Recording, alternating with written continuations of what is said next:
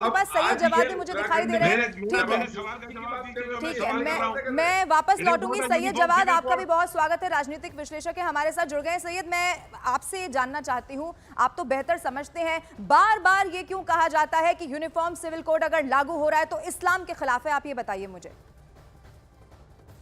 जी, बहुत बहुत धन्यवाद आपको और आपके सभी दर्शकों को मेरा जय हिंद, जय संविधान। देखिए, क्या है, भारतीय जनता पार्टी की मंशा यूसीसी लागू करने की कभी रही नहीं।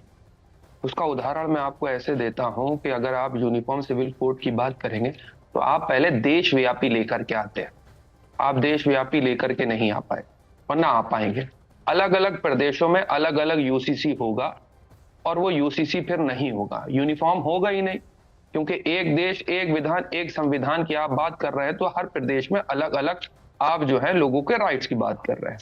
दूसरी सबसे बड़ी बात कहूं, ये सरकार जो भी कानून बनाती है वो अपने कानून बनाने को या जो भी निर्णय लेती है उसको मास्टर स्ट्रोक बताती है। जैसे आपको याद होगा 2016 में इन्होंने मास्टर स्ट्रोक मार करके नोटबंदी करी थी और देश को ये भ्रमित करा था कि देश के अंदर काला धन बंद हो जाएगा, जाली नोट बंद हो जाएंगे और जो है देश के अंदर आतंकवाद खत्म हो जाएगा। हमने चोट कर दी, 50 दिन की मोहलत मांगी थी, याद होगा आपको, आदरणीय प्रधानमंत्री के मित्रों, 50 दिन की मोहलत दे दिए।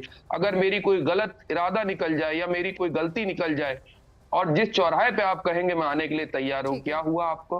आप अपने चलाए हुए नोट सुनिए, 2000 के चलाए हुए नोट नहीं, सही जवाब इस पे नहीं अभी बात कर रहे हैं। आप ये बताइए, यूनिफॉर्म सिविल कोड अगर ये कहा जा रहा है कि एक किसी धर्म के खिलाफ लाया जा रहा है तो फिर ये कैसे हो सकता है? आप मुझे ये समझाइए कि यूनिफॉर्म सिविल कोड कैसे इस्लाम के खिलाफ है, ये बताइए आप मुझे। आप ये बताइए, लोगों के सिविल राइट्स अलग है, क्रिमिनल राइट्स अलग है। आपने हिंदुओं के जो मैरिज एक्ट है, हिंदू सक्सेशन एक्ट है, उसको तो बाहर रखा आपने। बाकी आपने हमारी यहां मदाखलत कर दी, क्यों बाहर रखा आपने?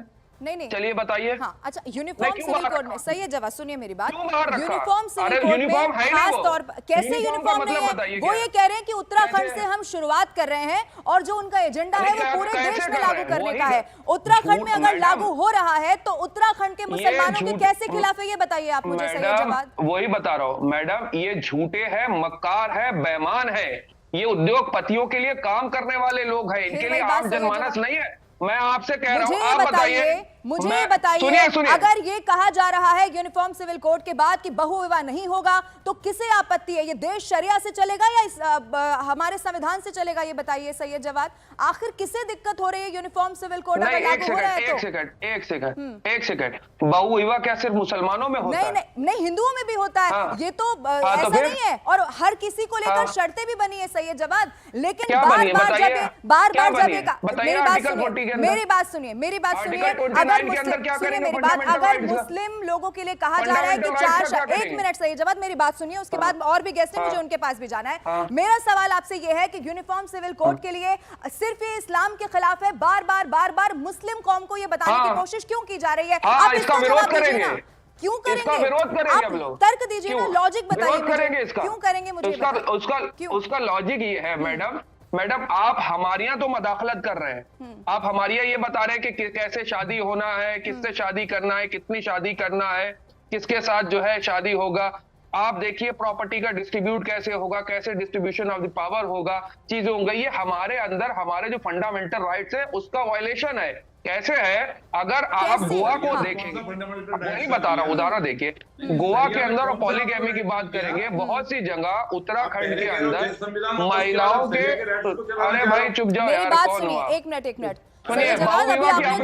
अभी आपने नहीं, अभी सुनिए मेरी बात, आपने गोवा का जिक्र किया है, सुनिए मेरी बात, आपने गोवा का जिक्र किया है, पूरी बात मुकम्मल नहीं होने दे रही, क्योंकि और भी कैसे ना, आप एक बात पर रहिए, मुझे बताइए आप कैसे, चलिए ठीक है, अब आप बोलिए और जल्दी से बताइए कि यूनिफॉर्म सिविल कोड कैसे इस्लाम के खिलाफ है। सैयद जवाद बोलिए। मैडम वही बता रहा हूं कि आप ये कह रहे हैं इसमें कि पहले 4 शादियां कौन करता, पहले तो बताइए 4 शादियां पॉलीगैमी किसमें है? हिंदुओं में भी पॉलीगैमी है बहुत सी जगह पे, लेकिन आपने जो हिंदू सक्सेशन जो एक्ट है उसको तो बाहर रखा। आदिवासी क्या आपके समाज का हिस्सा नहीं? आपने आदिवासियों को कैसे बाहर रखा है? और आदिवासियों को आपने बाहर रखा तो आप चाह रहे हैं कि मुसलमानों पे इंप्लीमेंट होगा लेकिन आदिवासियों पे नहीं होगा। तो ये यूनिफॉर्म कहां पर है, मुझे बताइए ना आप। ठीक है, सुरेश जोशी जी इसका जवाब देना चाहते हैं। सुरेश जोशी जी बोलिए, उसके बाद मेरे साथ एचएस रावत साहब भी हैं, मुझे उनके पास भी जाना है, बोलिए। नहीं, पहले तो मैं ये आप सभी दर्शकों को आपके माध्यम से बतलाना चाहता हूँ कि आप अपने मुस्लिम धर्म की बात करिए, मुस्लिम समाज की बात करिए, लेकिन बदतमीजी मत करिए। आप मक्कार कहने वाले कौन होते हैं भैया? मक्कार कौन है?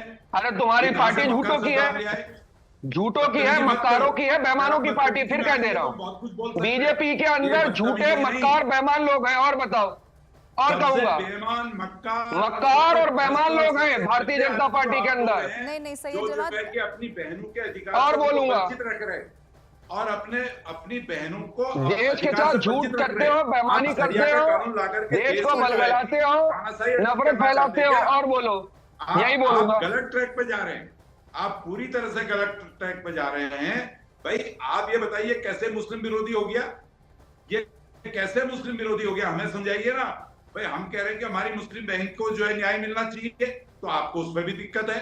हम कह रहे हैं कि भाई जो यहाँ पर को प्रॉपर्टीज के राइट्स है वो सबके इक्वल होने चाहिए, आपको उसमें भी दिक्कत है। हम कह रहे हैं कहाँ है? चलिए, हिंदू सक्सेशन एक्ट के अंदर जो टैक्स रिबेट मिलता है उसको लागू करिए। क्या करेंगे आप? आपको दिक्कत है? अरे क्या करेंगे आप उसका? सिविल की राइट की बात कर रहे हैं ना। अच्छे विद्यालयों के मुसलमानों को शिक्षा देने के बजाय क्या मदरसों क्या जहाँ पर उनको शिक्षा सही प्रॉपर नहीं मिल रही है, आप शरिया के कानून को संविधान से बड़ा मानते हैं क्या? ये कैसे हो जाएगा भैया?